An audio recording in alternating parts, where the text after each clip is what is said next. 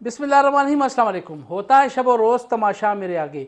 मैं हूँ अयाज़ अकबर यूसुफ़ज़ई और आप देख रहे हैं तमाशा। नाज़रीन, कल पूरे पाकिस्तान में तकरीबन 12 हलकों पर ज़िमनी इंतखाबात होने जा रहे हैं, जिसमें 8 नेशनल असम्बली के और 3 सूबाई असम्बली के इंतखाबात शामिल हैं।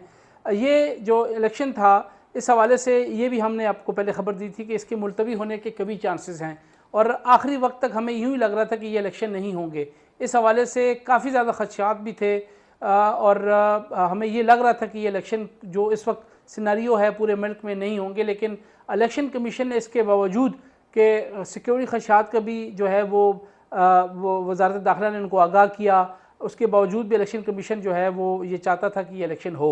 एक थ्रेट अलर्ट भी जारी हुआ, उस पर भी इलेक्शन कमीशन ने उसका जवाब रात को दिया कि फुल प्रूफ सिक्योरिटी फराम की जाए, क्विक रिस्पॉन्स फोर्स जो है उसका भी इत्माम किया जाए, पाकिस्तान आर्मी, रेंजर्स और पुलिस के दस्ते तैनात किए जाएँ, तमाम जो है वो सिक्योरिटी मेजर्स लिए जाएँ, लेकिन ये इलेक्शन हर सूरत हो के रहेगा।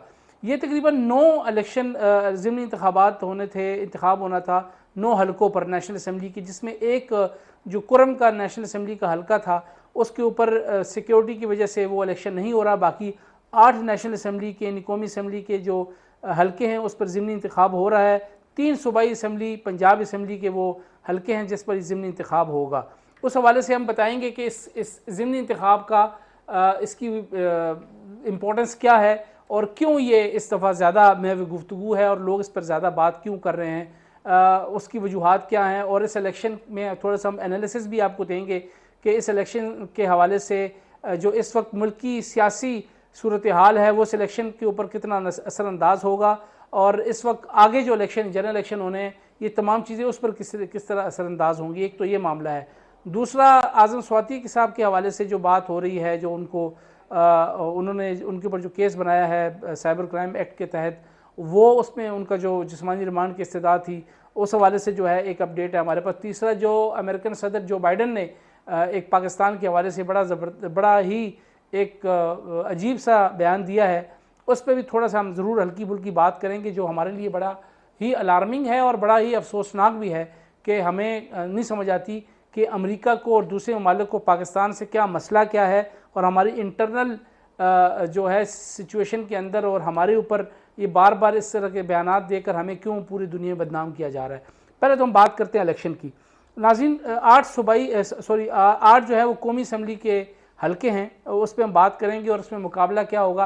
अच्छा, एक इस इलेक्शन की खुसूसियत ये है कि 9 जो हल्के थे उसमें से 8 पे इलेक्शन हो रहा है। उसमें आपको ये बताते जाएँ कि तकरीबन 7 हलकों पर जो हैं वो इमरान खान साहब जो हैं वो इलेक्शन लड़ रहे हैं, और उसके साथ साथ एक हलके पर जो है वो शाह महमूद कुरैशी की जो बेटी हैं मेहर बानो कुरैशी, वो इलेक्शन मुल्तान से लड़ रही हैं। तो थोड़ा सा हम आपको ज़रूर बताएंगे कि खान साहब किसके ख़िलाफ़ इलेक्शन लड़ रहे हैं और उनकी क्या पोजीशन है। तो थोड़ा सा हम बताते जाएं कि एक सबसे पहले हम बात करेंगे NA 214 चारसद्दे की। चारसद्दा से ये वो नाज़रीन थोड़ा सा बताते जाइए, ये वो हल्के हैं जो PTI के जो MNAs थे मुख्तलिफ़ वजूहात की बुना पर उन्होंने मुख्तलिफ़ वजूहात नहीं थी, बल्कि उन्होंने जब पार्लियामेंट से इस्तीफ़े दिए तो उनके ये इस्तीफ़े मंजूर हो गए थे, जिसमें बड़े बड़े नाम थे, जिसमें अली मोहम्मद ख़ान थे, चारसद्दे से जो है उनके फजल खान साहब थे। तो बड़े बड़े नाम थे उनके जो इस्तीफ़े थे वो मंजूर हुए, और उसके पादाश में फिर ये इलेक्शन जो है ज़िमनी इंतखाब जो है वो अमन में अब लाया जा रहा है। कल ये पोलिंग होगी, इतवार का दिन होगा, और कल ये कांटेदार मुकाबले होने हैं। कल मालूम हो कि खान साहब ने जो नैरेटिव बनाया हुआ है, कभी इसको इम्पोर्टेंट हुकूमत नामंजूर के हवाले से, कभी अमेरिकन साजिश, कभी अजीब कभी एंटी इस्टेब्लिशमेंट जो बात होती है, तो कितना असरअंदाज हुआ है खान साहब के नैरेटिव इन हलकों के ऊपर, इन हलकों की आवाम के अंदर खान साहब की तकारीर और वो जो नैरेटिव है वो कितना असर रखता है, ये कल वोटर से ही अंदाज़ा होगा। इसके बावजूद कि इसमें से कुछ हलके जो हैं वो खैबर पुख्तनख्वा के हैं जहाँ पर हुकूमत जो है वो PTI की है, कुछ जो है वो 1-2 हलके जो हैं वो पंजाब के हैं जहाँ पर भी PTI की हुकूमत है, कुछ हलके इसमें कराची से हैं, सिंध में जहाँ पाकिस्तान पीपल्स पार्टी की हुकूमत है। बड़ी इंटरेस्टिंग सिचुएशन है। बताते जाएँ, NA 214 चारसद्दा, यहाँ पर खान साहब इलेक्शन लड़ रहे हैं। हम सर बात करेंगे कांटेदार मुकाबला किसके साथ है। अहमद वली खान साहब जो पाकिस्तान अवामी नेशनल पार्टी के जो सरबराह हैं, इस वक्त वो एज ए सरबराही खैबर पख्तूनख्वा के वो सदर हैं वो इस वक्त इलेक्शन लड़ेंगे। असफंदियार साहब वली खान साहब के बेटे हैं, वो इमरान खान साहब के ख़िलाफ़ यहाँ इलेक्शन लड़ रहे हैं। काफ़ी कांटेदार मुकाबला है और इसमें खसूसियत इस बात की है कि अहमद वली खान साहब ने अपनी हुकूमत को, जिनके वो इत्तेहादी हैं, उन्होंने थ्रेट किया था कि ये इलेक्शन ना हुए तो वो हुकूमत से अलग हो जाएंगे। तो वो बड़े ही जज्बाती हैं इस इलेक्शन को लड़ने के लिए। तो देखते हैं, लेकिन हमारे पास इतलात ये हैं कि कुछ ज़्यादा अच्छी पोजीशन यहाँ पर अहमद वली खान साहब की नहीं है। इसके बावजूद कि ANP जो है वो हेडक्वार्टर है, चारसदा जो है हेडक्वार्टर है ANP का, लेकिन हमारे पास इतलात के मुताबिक यहाँ पर पोजीशन जो है वो PTI की ज़्यादा मजबूत है और इमरान खान साहब यहाँ से सीट ले जा सकते हैं। ये हमारा अपना एनालिसिस है। फिर हम बात करेंगे NA-22 मर्दान की। मर्दान 3 ये मर्दान का सबब्स का एरिया है, शेरगढ़ और ये लूनखोड़ और ये इलाके हैं सारे। यहाँ पर अली मोहम्मद खान साहब जो बड़े ही वोकल हैं, पार्लिमानी वज़ीर भी रहे हैं पाकिस्तान तहरीक इंसाफ के पार्लियामेंट में और लॉयर थे, ये वहाँ से उनका इस्तीफ़ा मंजूर हुआ है तो वहाँ पर खान साहब इलेक्शन लड़ रहे हैं। तकबई भी जो तहसील है मर्दान की, वहाँ पर ये हल्का भी वहाँ पर आते हैं। खान साहब ने परसों वहाँ पर तकरीर भी की। यहाँ पर खान साहब के जो मद्दे मुकाबल हैं वो JUI के मौलाना कासिम साहब हैं। यहाँ पर हमारे पास इतलात ये हैं कि मौलाना कासिम साहब की पोजीशन जो है वो मजबूत है, तो हो सकता है कि यहाँ पर खान साहब जो है वो ये सीट हासिल करने में नाकाम रहें। ये हमारा अपना एनालिसिस है। इसके बावजूद कि वहाँ पर PTI की हुकूमत है, वहाँ पर MPs जो हैं वो पाकिस्तान तहरीक इंसाफ के हैं, इन्फ्लुएंस ज़रूर होगा, लेकिन क्योंकि ये वो रूरल एरिया है जहाँ पर JUI का बड़ा ज़ोर है, इसलिए हमारे पास इतलात यही हैं कि यहाँ पर खान साहब का ये सीट निकालना थोड़ा सा मुश्किल है। मुकाबला ज़रूर कांटेदार है, लेकिन खान साहब के अगर मैं कहूँ कि इसमें 45 और 55 का मुकाबला है तो मैं इसको इस तरह रेट करता हूँ कि 55 जो है मौलाना कासिम साहब हैं और 45 जो हैं वो खान साहब के स्कोर होगा। तो मुकाबला कांटेदार ज़रूर है, लेकिन थोड़ा सा पड़ला जो है मौलाना कासिम साहब का भारी है। फिर हम आते हैं NA-31 पेशावर। हाजी ग़ुलाम बिलोर साहब इलेक्शन लड़ रहे हैं इमरान खान, साबिक़ वज़ीर-ए-आज़म इमरान खान साहब के ख़िलाफ़। ये भी कांटेदार मुकाबला है और क्योंकि इस वक्त जो नाजिम है, मेयर है पेशावर के, वो भी इस वक्त JUI के हैं, तो वहाँ पर क्योंकि ये कोलिशन पार्टनर हैं ANP, JUI, पीपल्स पार्टी, ये मिल के इलेक्शन वहाँ पर लड़ेंगे। तो यहाँ पर भी खान साहब की पोजीशन कोई इतनी ज़्यादा मजबूत मुझे नज़र नहीं आ रही। तो यहाँ पर भी मैं अगर कहूँ कि ये सीट खान साहब की थोड़ी सी मुझे कमज़ोर नज़र आ रही है, तो मुझे ये मेरा अपना एनालिसिस है, तो ज़्यादा कोई सेहत अफ़ज़ा यहाँ पर खान साहब के लिए ख़बरें नहीं हैं। तो 45-55 यहाँ पर भी मुझे स्कोर नज़र आ रहा है कि खान साहब की ये सीट भी कुछ ज़्यादा कन्फर्म नज़र नहीं आ रही और यहाँ पर थोड़ा सा पड़ला जो है हाजी ग़ुलाम बिलोर साहब के हक़ में बेहतर है। एक तो ANP का अपना, लेकिन यहाँ JUI का बड़ा ज़ोर है इस इलाके में जहाँ पर ये इलेक्शन होने जा रहा है। फिर आते हैं NA-237 कराची मलीर का इलाका है। मलीर क्योंकि आपको जैसे मालूम है पाकिस्तान पीपल्स पार्टी का गढ़ है, वहाँ पर खान साहब का मुकाबला है अब्दुल हकीम बलोच साहब के साथ।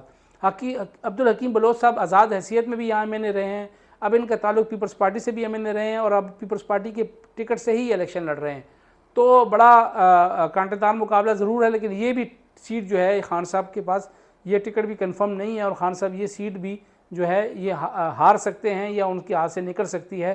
तो ये सीट भी खान साहब के पास कंफर्म नहीं है। यहाँ भी 45 और 55 का ही मुकाबला है। और दूसरी जो सीट है NA-239 कोरंगी कराची की, हमारे पास इतलात ये हैं कि ये खान साहब की कंफर्म सीट है। यहाँ से खान साहब जो हैं अपनी सीट निकाल सकते हैं। यहाँ पर जो उनके अपोनेंट होंगे वो इमरान आबदी साहब जो हैं वो इनके साथ मुकाबला करेंगे, लेकिन मुकाबला कुछ ज़्यादा मज़ेदार नहीं है। तो कोरंगी के इलाके से खान साहब जो हैं वो ये सीट निकालने में कामयाब हो जाएंगे। उसके बाद आते हैं NA-108 फैसलाबाद। फैसलाबाद की जो सीट है इनके मद्दे मुकाबले हैं आबिद शेर अली साहब, बड़ा नाम है आपको पता ही है। तो आबिद शेर अली साहब की आबाई सीट है, इनके वालिद साहब शेर अली साहब से उनकी ये अपनी सीट थी। फिर आबिद शेर अली साहब भी इस पर MNA रहे, शेर अली साहब भी MNA रहे।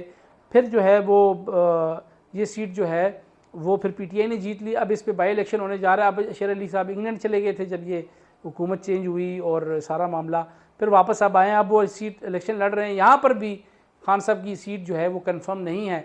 45 और 55 का मुकाबला है। हमारे पास इतलात ये हैं कि फ़ारूक हबीब साहब के हवाले से कि उनके भाई से लोग नाराज़ हैं और वहाँ पर PTI जो है वो ग्रुप्स में डिवाइड हो चुकी है और PTI के जो अपने वहाँ के लोकल लोग हैं वो उनसे ज़्यादा खुश नहीं है। इसमें जो दूसरी बड़ी बात है वो राना सनाउल्लाह साहब ने हमेशा शेर अली फैमिली की मुखालफत की है इलेक्शन में। तो इस दफ़ा राना सनाउल्लाह साहब ख़ुद फैसलाबाद से हैं, इंटीरियर मिनिस्टर भी उनका अपना वहाँ इन्फ्लुएंस है, तो राना सनाउल्लाह साहब जो है इस दफ़ा इनकी सपोर्ट कर रहे हैं। तो इसलिए थोड़ा सा यहाँ पर एज ज़रूर है। और आपको पता है कि पंजाब में नून का अपना एक वोट बैंक भी है, फैसलाबाद उनका एक गढ़ भी रहा है, तो यहाँ पर भी ये सीट जो है खान साहब की कंफर्म नहीं है। तो मैं यहाँ पर रेट करूँगा 45 और 55। तो खान साहब की 45 रैंकिंग है, कांटेदार मुकाबला है लेकिन सीट कंफर्म नहीं है। फिर नानकाना साहब जो एजाज शाह साहब की सीट थी, उस हवाले से भी कहा जा रहा है कि हो सकता है ये सीट खान साहब जीत जाएँ। यहाँ पर शाह साहब की फैमिली का बड़ा इन्फ्लुएंस है। एजाज शाह साहब जो आपको पता ही है कि वज़ीर दाखिला भी रहे हैं, नारकोटिक्स मिनिस्टर भी रहे हैं, और एजाज शाह साहब का एक नाम है, एक हसास इदारे के सरबराह भी रहे हैं, आपको मालूम है। तो ये सीट खान साहब जीत सकते हैं। दूसरी तरफ आ जाएँ, NA 157 मुल्तान, बड़ा इंटरेस्टिंग मुकाबला है। Shah Mahmood Qureshi family versus Gilani family, तो इसमें मुकाबला बड़ा कांटेदार है। मेहर बानो कुरैशी और मूसा गिलानी के दरमियान ये मुकाबला होगा। यहाँ पर खान साहब नहीं है, लेकिन ये दोनों मुकाबला बड़ा 50-50 है। लेकिन थोड़ा सा एज ज़रूर कुरैशी फैमिली को ज़रूर है, क्योंकि पंजाब में हुकूमत भी PTI की है, और थोड़ा सा कुरैशी फैमिली को ये एज ज़रूर है कि उन्होंने पिछले दिनों में यहाँ पे थोड़ा सा अपनी एक्टिविटी ज़्यादा की है। तो मैं यहाँ 49-51 की बात करूँगा। ज़्यादा मार्जिन नहीं है, कोई 1-2% ऊपर नीचे हो सकता है, लेकिन मुकाबला एज टू एज बराबर ही है। 1-8% से कोई जीते जो जीते, लेकिन अगर कोई 1% से जीतेगा तो वो हो सकता है मेहर बानो कुरैशी को ये एज है कि वो 1-8% जो है ये सीट निकालने में कामयाब हो जाएगी।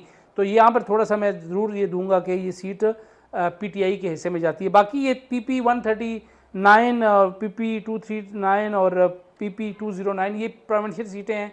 इसमें हो सकता है कि इसमें 2 सीटें नून ले जाए और 1 PTI ले जाए। तो ये वो सारा सिचुएशन थी कि यहाँ पर 8 जो हैं वो नेशनल असम्बली की हैं और 3 जो है वो प्रोविंशियल असम्बली की सीटें हैं। तो खान साहब की जैसे हमने कहा कि कहाँ पर उनकी जो है वो पोजीशन कमज़ोर है, तो KP में तो 1 सीट खान साहब लेके जा सकते हैं, और पंजाब में भी जैसे आपको मैंने बताया कि फैसलाबाद वाली सीट खान साहब के कोई कंफर्म नहीं है। नानकाना वाली सीट वो ले सकते हैं, मुल्तान वाली मेहर बानो ले सकती है। तो इस तरीके से कराची में 1 सीट ले सकते हैं, एक जो है वो पीपल्स पार्टी ले लेगी। तो ये वो बाई इलेक्शन था। लेकिन देखें, इसमें इस इलेक्शन के हवाले से ज़्यादा मैटर नहीं करता कि खान साहब ये सीटें जीतते हैं हारते हैं, लेकिन ये ज़रूर मैटर करेगा कि जो खान साहब ने नैरेटिव लिया था, खान साहब ये जो जिस दिन उनकी हुकूमत चेंज हुई है वोट ऑन कॉन्फिडेंस के ज़रिए, तो क्या ये जो नैरेटिव लेके चल रहे हैं इम्पोर्टेंट हुकूमत नामंजूर और ये फ़ौरन चेंज हुई है, कॉन्स्पिरेसी हुई है, फलाना हुआ है, तो क्या ये लोग कितने ज़्यादा इससे मुतमईन है? ख़ासकर अगर तो ये सारी सीटें खान साहब जीतते हैं, इसका मतलब है कि फिर लोग उनके नैरेटिव से मुतमईन है। इसके बावजूद देख लें कि 2 सूबों में इस वक्त इनकी हुकूमत है, जहाँ पर एक सूबे पे सिर्फ उनकी हुकूमत नहीं, जहाँ पे ये इलेक्शन होने जा रहा है 2 सूबे में उनकी हुकूमत है। अगर 2 सूबे में उनकी हुकूमत होने के बावजूद भी खान साहब सीट नहीं जीते, इसका मतलब है कि लोग उनके नैरेटिव से कन्विंस नहीं हैं। तो ये बड़ा मैटर करता है। देखते हैं, लेट्स सी कि ऊँट किस करवट बैठता है। कल पोलिंग होगी, कल शाम तक रिजल्ट आ जाएगा। हमने आपको एनालिसिस कल दे दिया है, कल देख लेंगे हमारा एनालिसिस कहाँ तक कामयाब होता है, नहीं होता। वो कल आप वीलॉग भी सुन लें, और कल का रिजल्ट आने के बाद हम इस पर ज़रूर अपना एनालिसिस करेंगे कि हमने कितना बेहतर एनालिसिस किया था और कितना नहीं किया था। दूसरी बात हमने इस पर बात कर ली। दूसरी बात जो है वो आज़म स्वाति साहब का जो आज रिमांड ख़त्म हो गया था, आज दोबारा पेश हुए हैं। तो उन्होंने 8 रोज़ा जिस्मानी रिमांड की इस्तदा की थी पुलिस FIA ने, सॉरी, लेकिन उनको सिर्फ 1 रोज़ा जिस्मानी रिमांड मिला। बाबर रवान साहब ने कहा कि जी मैंने आज़म स्वाति साहब को कुछ कहने से मना कर दिया है, लेकिन मैंने जज साहब को कहा अगर आपने देखना है तो आप अपने चैम्बर में जाकर आज़म स्वाति साहब के कपड़े उठा के देख लें कि इन पर कितना तशद्दुद किया गया है। लेकिन फिर भी 1 रोज़ा जिस्मानी रिमांड की इस्तदा जो है वो FIA की मंजूर की गई है, और मज़ीद 1 रोज़ा रिमांड के लिए उनको हवाले किया गया है कि उनसे इन्वेस्टिगेशन करनी है। कल मज़ीद उनको दोबारा फिर पेश किया जाएगा। अगर रिमांड मिलता है तो ठीक है, नहीं तो फिर वो अडयाला जेल मुंतकिल हो जाएंगे और फिर वो आगे जुडिशल रिमांड पे जा सकते हैं। तो वो क्योंकि जैसे आपको पता है कि उन्होंने इदारों के ख़िलाफ़ और इदारे के सरबराह के ख़िलाफ़ नफ़रत अंगेज़ जो है वो ट्वीट की थी, और यही कि जो आजकल नया ट्रेंड बन गया है कि आप जो है वो इदारों के ख़िलाफ़ इस तरह की किस्म की बातें करें और नफ़रत डालें और इदारों को बदनाम करें। और पहले ही पाकिस्तान में कुछ चीज़ नेक नाम है नहीं, और कुछ लोग अपनी चीप पब्लिसिटी के लिए उठते हैं और हमारे इदारों को बदनाम करते हैं और इदारे के सरबराहों को। तो इसके हवाले से ज़रूर आपको ये चीज़ देखनी होगी कि अगर आपने सियासत करनी है आपस में ज़रूर करें, लेकिन सियासत के लिए इदारों को ज़रूर बदनाम ना करें। एक जो इम्पोर्टेंट बात है आखिर में मैं ज़रूर कहते जाऊँगा कि जो बाइडन ने, अमेरिकी सदर ने जो बयान दिया है कि हमारा जोहरी प्रोग्राम जो है बेकायदा है, यानी वो ऑर्गेनाइज नहीं है, वो ख़तरनाक मुल्कों में उसके शुमार होता है, बड़ी अफसोस की बात है। जो बाइडन साहब को पता नहीं कहाँ से खारिश शुरू हो गई है कि हमारा एटमी प्रोग्राम सबसे महफूज और सबसे ऑर्गेनाइज है दुनिया में। और शुक्र अल्हम्दुलिल्लाह हम एक एटमी ताकत हैं, अल्लाह ताला ने हमें इस्तिदाद दी है। अल्लाह ताला के नाम से, अल्लाह ताला के फजल करम से हम इस्लाम के नाम पर ये मुल्क बना है, और इस्लाम के नाम के साथ साथ इस मुल्क के साथ हमारी पाक फ़ौज है। पाक फ़ौज के साथ साथ हमारे बड़े बड़े वो शोहदा के नाम हैं, बड़े बड़े नाम हैं जिन्होंने इस मुल्क को इस जोहरी मुल्क बनाने के लिए अपनी कुर्बानियाँ, जानों की नजराने दिए हैं, अपना टाइम लगाया है, अपनी इल्म लगाया है। उसके साथ साथ इतने आराम से बैठ के, मतलब मैं हैरान हूँ, जेलसी का ये आंसर है, किसी तरीके से इनको ये हज़म नहीं हो रहा। एक तो ये जो बाइडन साहब को हमारी पाकिस्तान चीन दोस्ती, और अब जो रशिया के साथ पाकिस्तान जो है ना बड़ा क्लोज़ हो रहा है। आपने देखा होगा कि इमरान खान साहब तो बगले बजाते थे ना कि पुतिन के साथ उनकी बड़ी सी दोस्ती है। ये कुछ अरसे में 3 मुलाकातें हुई शहबाज शरीफ साहब की, 3।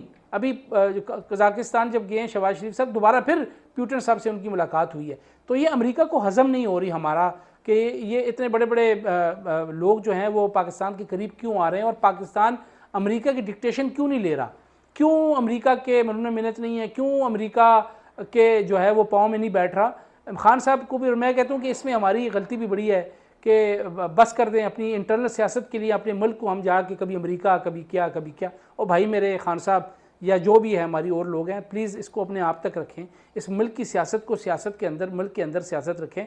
अपनी 2 मिनट की पब्लिसिटी के लिए या अपने नैरेटिव को किसी और तरीके से ले जाने के लिए जी अमेरिका का नाम ले लेके हमें अमेरिका का पुत्र ना बनाएं, अमेरिका को हमारा बाप ना बनाएं कि अमेरिका आज बैठ के हमारे लिए कि हम बहुत ख़तरनाक मुल्कों में हमारा शुमार होता है और हमारा जोहरी निज़ाम जो है वो बेकायदा है, यानी ऑर्गेनाइज नहीं है।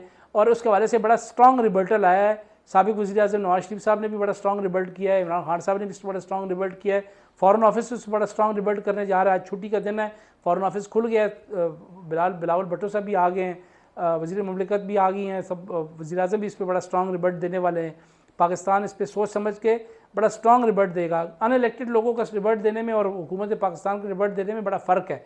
तो आम लोगों को रिबल्ट तो वो देते हैं, लेकिन हुकूमत पाकिस्तान से बड़ा स्ट्रॉन्ग रिबल्ट देगा इंशाअल्लाह ताला, और बताएगा कि हम सबसे ऑर्गेनाइज़ हैं, पूरी दुनिया में सबसे ऑर्गेनाइज़ हैं हम। तो आपको तकलीफ़ ना हो, पेट में जो आपके मरोड़ पड़ रहे हैं ना, वो हमें अंदाज़ा है क्यों पड़ रहे हैं। आप चाहते हैं कि ईरान की तरह आप हमारे ऊपर भी सैंक्शन लगाएं, और आप चाहते हैं कि ईरान की तरह आप हमारे जोहरी निज़ाम को जो है वो अपने कंट्रोल में कर लें, या हमें मज़ीद जो है इस निज़ाम को ना चलने दें। ये सब चीज़ों का हमें पता है। इंशाअल्लाह पाकिस्तान जो इस्लाम के नाम पे बना है ये कायम दायम रहेगा। आप जैसे बड़े आए और बड़े गए, इसका कोई कुछ नहीं बिगाड़ सकता। इस दुआ के साथ कि अल्लाह ताला अपने हम सब को महफूज रखे, हमारे मुल्क को महफूज रखे, और हमारे पूरे सिस्टम को महफूज रखे। अपना ख्याल रखिएगा। अल्लाह हाफ़िज़।